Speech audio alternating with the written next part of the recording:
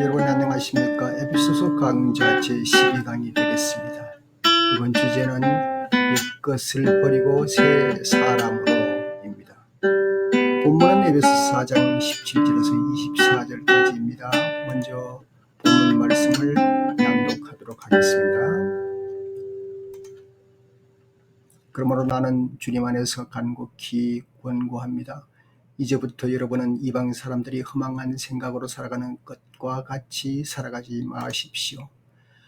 그들은 자기들 속에 있는 무지와 자기들의 마음의 완고함 때문에 지각이 어두워지고 하나님의 생명에서 떠나 있습니다. 그들은 수치의 감각을 잃고 자기들의 몸을 방탕에 내맡기고 탐욕을 부리며 모든 더러운 일을 합니다. 그러나 여러분은 그리스도를 그렇게 배우지 않았습니다. 여러분이 예수 안에 있는 진리대로 그분에 관해서 듣고 또 그분 안에서 가르침을 받았으면 여러분은 지난날의 생활 방식대로 허망한 욕정을 따라 살다가 썩어 없어질 그 옛사람을 벗어버리고 마음의 영을 새롭게 하여 하나님의 형상을 따라 참 의로움과 참 거룩함으로 지으심을 받은 새 사람을 입으십시오. 화란의 한 신앙인인 하월드 스나이드 박사가 그의 책 킹덤 라이프스타일에서 이런 말을 했습니다. 여러분이 음악을 들으시면서 조금 생각해 보겠습니다.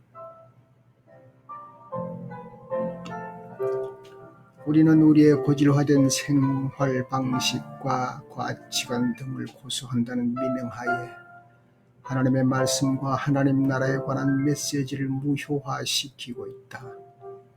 또한 겉으로는 예수를 영접한 많은 사람들이 이미 선포된 하나님 나라에는 마음을 돌이키지 않고 있다. 그러나 희망은 있는데 그것은 하나님의 새로운 질서에 관한 복음이 회복되는 징조가 모든 곳에서 싹트고 있기 때문이다. 오늘 17절에서 19절 말씀을 보면 그러므로 나는 주님 안에서 간곡히 권고합니다. 이제부터 여러분은 이방 사람들이 허망한 생각으로 살아가는 것과 같이 살아가지 마십시오. 그들은 자기들 속에 있는 무지와 자기들의 마음의 완고함 때문에 지각이 어두워지고 하나님의 생명에서 떠나 있습니다. 그들은 수치의 감각을 잃고 자기들의 몸을 방탕에 내맡기고 탐욕을 부리며 모든 더러운 일을 합니다. 라고 되어 있습니다. 지난 시간에 그리스도 안에서 다양성 속의 통일성을 이루어 나아가기를 권하였습니다. 다양성과 통일성이라 그러면 모든 사람을 다 함께 통일을 가지고 나아가는 것을 말하는 것인데, 그렇다고 해도 그것은 아무렇게나 너도 좋고 나도 좋다 그런 말로 무작정 포용하는 것을 말하는 것은 아닌 것입니다. 여기에는 어떤 규범이 있고 그 규범 안에서 올바른 것을 수용해야 할 것을 권하는 것입니다. 그런 의미에서 우리는 우리의 현재 상태가 어떠한가를 먼저 알아야 할 필요가 있습니다. 사람에게는 각자가 선택할 권한을 가지고 있습니다. 우리가 그리스도인이라고 자처하면서도 어떤 일에 행함이 있어서 많은 과오를 저지르고 맙니다. 왜 그렇습니까? 사람에게는 본능이라는 것이 있습니다. 이 본능이라는 것과 습관이라는 것이 그 사람을 지배하고 있습니다. 그래서 여기서 파생되어 나오는 것은 비록 예수 그리스도를 영접하였다 할지라도 그 본능이 금방 없어지거나 그 습관이 금방 없어지는 것이 아니고 내게 고상한 인격으로 바뀌어지기 전까지는 오랜 세월이 걸릴 수가 있다는 사실입니다. 그래서 우리 그리스도는 성화라는 단계가 있지 않습니까? 만약 어떤 사람이 방탕한 생활을 하다가 예수를 믿었다고 합시다. 그렇다면 새로 모신 그 예수 그리스도가 과연 우리들의 마음 속에서 주인으로 움직여 주시는가? 그랬으면 참 좋겠습니다마는 그렇지 못합니다. 아직도 내 속에 옛 주인 자리 잡았던 옛 본능이라든가 습관이 내 속에서 터줏대감 노릇을 하고 있기 때문입니다. 그러나 우리가 거기에 굴복해서는 안 된다 하는 것이 오늘 가르침입니다. 그러므로 예수 그리스도를 믿고 새 사람이 되기로 결단했으면 이 새 사람의 결단한 그 이후부터는 무엇을 해야 될 것을 우리는 요청받고 있습니다. 그것은 바로 이것입니다. 그러므로 나는 주님 안에서 간곡히 권합니다. 이제부터 여러분은 이방 사람들이 허망한 생각으로 살아가는 것과 같이 살아가지 마십시오라고 권면하고 있습니다. 여기 이방 사람이라고 할 때 완전 타인을 이야기하는 것 같지만 그러나 저와 여러분이 벌써 예수 그리스도를 영접하기 전에 이전에 이방 사람이었다는 사실을 생각해 보아야 하는 것입니다. 그러므로 우리는 이 관습에 얽매여 살았고 이 관습이 습관들이 아직도 완전 추방되지 않았다는 것을 인정할 수밖에 없는 것입니다. 혹시 내가 마음으로는 추방했을지라도 내 두뇌 속에 오랫동안 살아왔던 생각들이 가득히 지배해서 아직도 이 두뇌는 내 행동을 다스리려고 하고 있다는 사실을 우리는 알아야 할 것 같습니다. 그래서 로마서 1장 25절에는 이렇게 말씀하고 있습니다. 사람들은 하나님을 알면서도 하나님으로 영화롭게 해드리거나 감사를 드리기는커녕 오히려 생각이 허망해져서 그들의 지각 없는 마음이 어두워졌습니다. 사람들은 하나님의 진리를 거짓으로 바꾸고 창조주 대신 피조물을 숭배하고 섬겼습니다. 그렇게 기록한 것을 볼 수가 있습니다. 우리들이 가지고 있는 것은 무엇이었습니까? 그동안 가지고 있었던 것은 무지함과 마음의 완고함과 그리고 지각이 어두워진 것입니다. 무지한 것은 무엇입니까? 알지 못하는 것을 말합니다. 제대로 알지 못했다는 것입니다. 그 다음 우리 속에 만약에 완고한 마음이 있다면 그것은 무엇입니까? 고집이 세다는 말입니다. 그리고 우리에게 지각이 어두워졌다는 것은 바로 아직도 분별력을 잃어버린 상태라 하는 그런 말씀이 되겠습니다. 그러므로 이전에 허망한 상태로 살아가려고 했던 점을 깨닫고 그것을 지우는 작업이 필요하다는 말씀입니다. 1980년에 제가 경북 영덕군 청하면 유계리에 목사 안수 받기 전에 시골 목회를 한 때가 있었습니다. 그때 목회하는 중에 그 교회 가까이 살고 있는 김창희 할머니라는 분이 평생 예수를 모르고 살다가 예수 믿고로 작정하고 교회에 나오기 시작했습니다. 그분의 자녀들은 대구에서 아주 훌륭하게 잘 성장해서 정말 지역을위해서 크게 일하는 사람들이었습니다.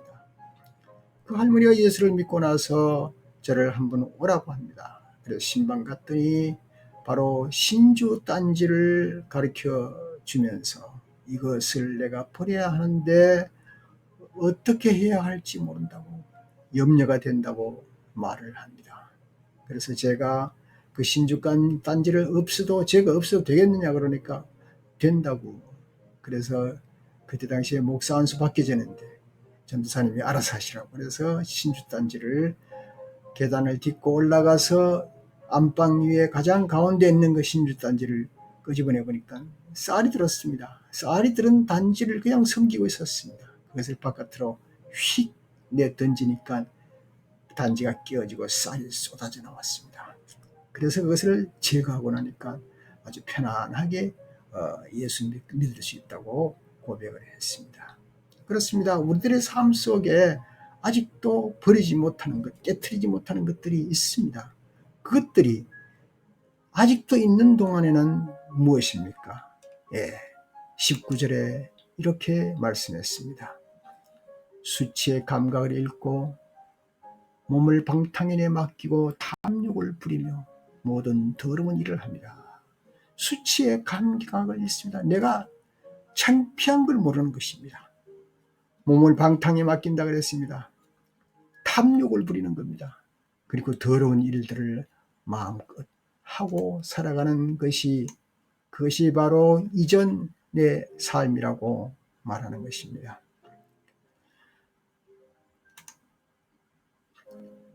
그러나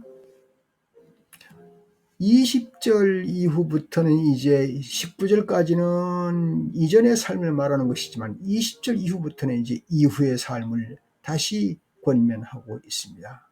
자, 그러나 여러분은 그리스도를 그렇게 배우지 않았습니다.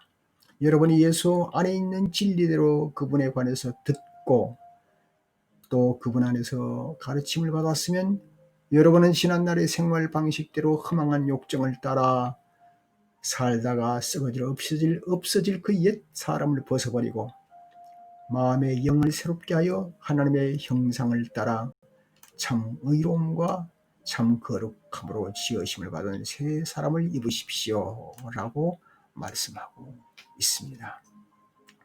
주님은 우리 각자에게 의롭다함을 일컫는 새 옷을 입혀주셨습니다. 어떻게 해요? 은혜로 말미암는 믿음으로 우리가 일컬음을 받았습니다. 의롭다한 일컬음을 받았습니다. 그러므로 이제 이 새로운 옷을 입은 사람은 그리스도의 형체를 가지게 되었습니다. 내가 그리스도의 제2의 예수가 되는 것입니다. 때때로 이제 우리는 바깥에 나가서 사람들에게 전도를 합니다.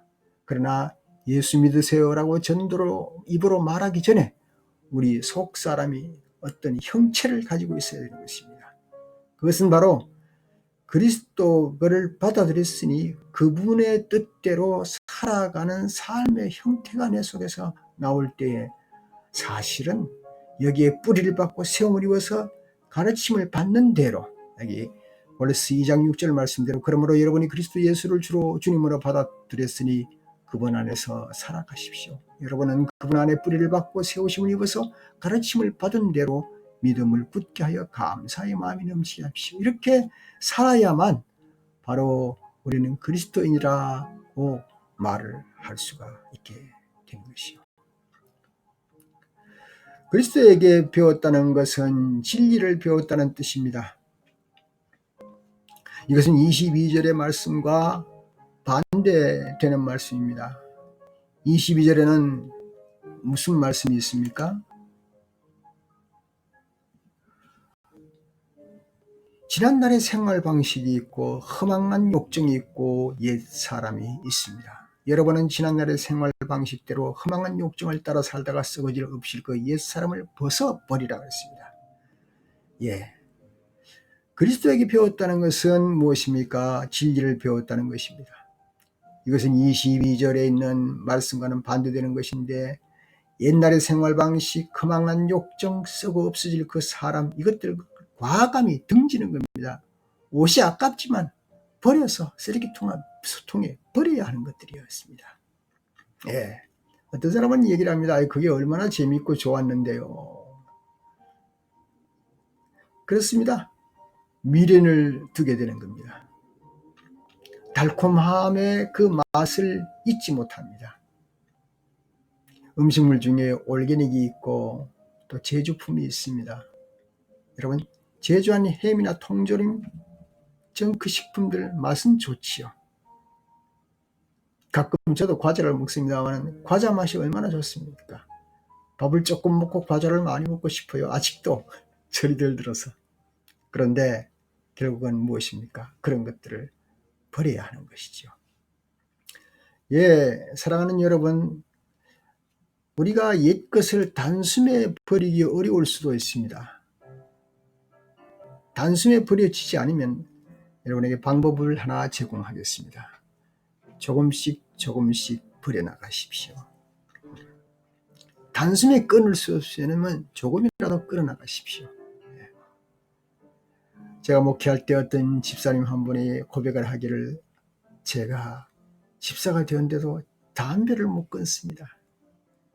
그랬더니 얼마 후에 갔더니 목사님, 제가 담배 끊는 방법을 가지고 있습니다.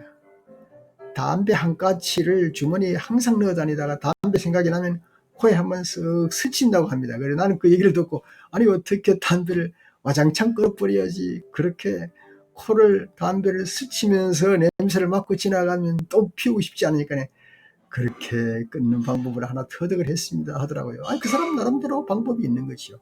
예, 그렇습니다. 달고 짜고 맵고 그런 것들이 입맛에는 있을지 모르나 장기적으로는 내 몸에 유익을 주지 않는 듯이 우리들의 생활 방식이 하나하나의 것을 벗어버리며 새로운 삶으로 살아야 하는 것이죠. 바르트는 말하기를 옛사람은 아담이라 그랬습니다. 새사람은 그리스도라 그렇게 말했습니다.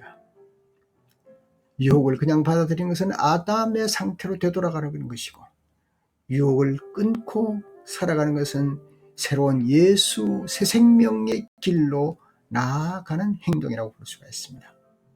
사람들은 아직 새 생명의 길을 모릅니다. 그 맛을 모릅니다. 재미가 없다고 생각합니다. 그것은 사실은 잘 모르시는 말씀입니다. 한번 새 생명의 길을 시작해보면 옛 본성의 삶이 얼마나 재미없었는지 시시한 건지 그건 더 이상 말할 수가 없습니다. 로마서 6장 6절에 이렇게 말씀합니다. 우리가 알거니와 우리 옛사람이 예수와 함께 십자가에 못 박힌 것은 죄의 몸이 멸하여 다시는 우리가 죄에게 종노릇하지 아니하게 하려 함이라고 했습니다. 우리가 사실은 어쩔 때는 뻔히 알면서 벗어나지 못하고 그리고 그 길로 가다가 완전히 난감한 일을 당하게 됩니다. 때때로 TV 뉴스를 보면 말이죠. 정말 엄청난 사람이 상상할 수 없는 엄청난 행동을 저질러서 감옥으로 들어가는 사람들을 볼 수가 있습니다. 그 사람들을 처음부터 그랬겠습니까? 점점 더 잘못된 길로 급속도로 빠져나가서 그런 결과를 가져오게 되는 것입니다. 그래서 성경은 아예 옛사람을 십자가에 못 박아야 한다라고 말씀을 했습니다. 자, 오늘 말씀을 본 것을 이렇게 살펴보니 이렇게 정리가 되더군요. 18절과 19절은 옛사람이고 21절에서 24절까지는 새사람을 표현하고 있습니다. 18절에서 19절 있는 것은 무엇입니까?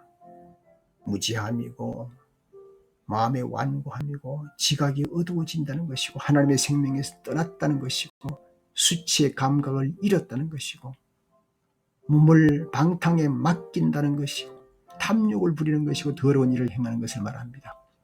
그러나 21절에서 24절까지 말씀은 새 사람으로 무엇입니까? 여기는 무지함이었다면 진리대로 마음이 완고했다면 아닙니다. 가르침을 받는 대로 살아가는 것을 선택합니다.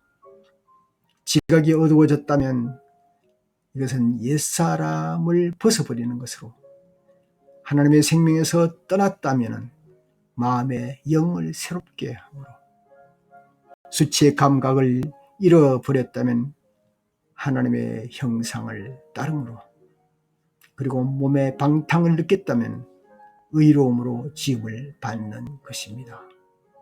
그리고 탐욕을 부렸다면 참 거룩함으로 지음을 받고 더러운 일을 했다면 새 사람을 입어나가는 삶을 권하고 있습니다. 그렇습니다.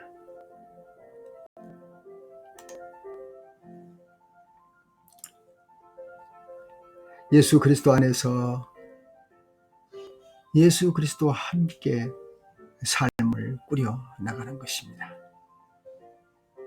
그래서 계속해서 나아가면서 새로운 목적을 향해서 출발하는 것입니다. 새로운 목적을 두고 나가는 것입니다. 무엇입니까? 마음의 영을 새롭게 하여 하나님의 형상을 따라 의로움과 참 거룩함으로 지으심을 받은 새 사람을 입으십시오 라고 했습니다. 예수 그리스도를 나의 구주로 고백했다는 것은 내 자신이 새 사람이 되었다는 것을 말합니다. 그래서 사탄의 권세에서 탈출해서 새 세계로 이동했다는 말입니다. 환자가 치료가 다 끝났는데 아직도 집에 돌아가서 다시 병원 침대를 그리워할 필요가 없지 않겠습니까? 심지어 사도 바울은 로마서 6장 11절에 이렇게 표현했습니다. 이와 같이 너희도 너희 자신을 죄에 대하여는 죽은 자요 그리스도 예수 안에서는 하나님을 대하여는 산 자로 여길지어다.